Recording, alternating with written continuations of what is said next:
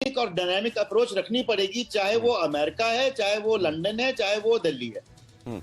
मतलब ये जो वैक्सीन बनाई गई है सर, इसके लिए कौन सा variant breakthrough infection cause कर देगा, ये इसके लिए अभी कोई पक्की बात नहीं कही जा सकती। हो सकता है हमारा ये जो इंडिया से ओरिजिनेट हुआ डेल्टा वेरिएंट वहां खतरा बना हुआ है, अभी इसके अल्फा बीटा डेल्टा यहां तक गामा ये तो आ गए सामने। अब हो सकता है इसके बाद कोई आए तो फिर हमारी वैक्सीन प्रिपरेशंस, मतलब दूसरी तरफ जीनोम सीक्वेंसिंग और वैक्सीन प्रिपरेशंस, क्या ये उसी हिसाब से चल रहा है? अभी मैं जानना चाहता हूं, हमारे साथ डॉक्टर अंशुमान भी जुड़े हुए हैं। डॉक्टर अंशुमान, ओवरऑल सिनेरियो आपको क्या दिखाई दे रहा है? अभी एडवांसिंग, क्या हम बढ़ रहे हैं, आगे बढ़ रहे हैं, प्रोग्रेस कर रहे हैं, या हम बैक टू स्क्वायर वन हो रहे हैं?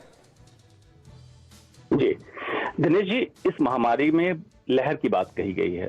तो जैसे समुद्र के किनारे आप खड़े रहते हैं, एक लहर आती है, जब रिसीड करने लगे, वापस जाने लगती है, दूसरी लहर पीछे से आ रही होती है। कभी डिसकंटिन्यूटी नहीं होती है, सिर्फ टाइड मतलब हाई लेवल कम हुआ होता है। सिमिलरली वायरस पैंडेमिक में देखा जाता है कि दोनों लहर के बीच में केसेज होंगे, कम हो रहे होंगे, और वेरिएंट मतलब वायरस को संरचना बदलने का समय मिलता रहता है। ये जो डेल्टा वेरिएंट की बात हो रही है, 617 का वर्जन 2, उसको डेल्टा वेरिएंट का नाम दिया गया है।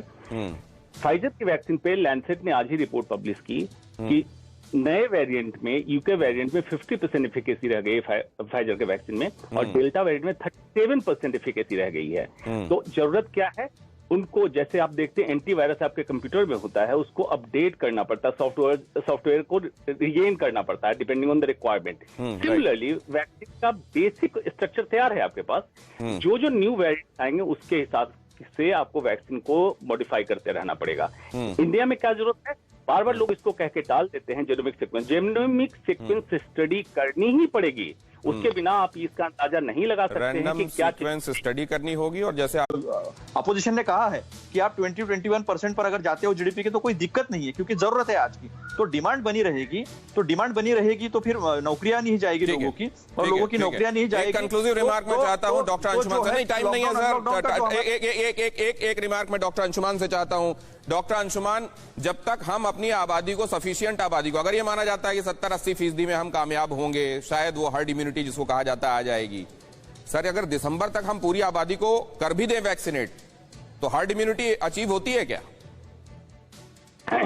जितनी जल्दी हम वैक्सीनेट करेंगे हर्ड इम्यूनिटी की तरफ उतनी जल्दी बढ़ेंगे।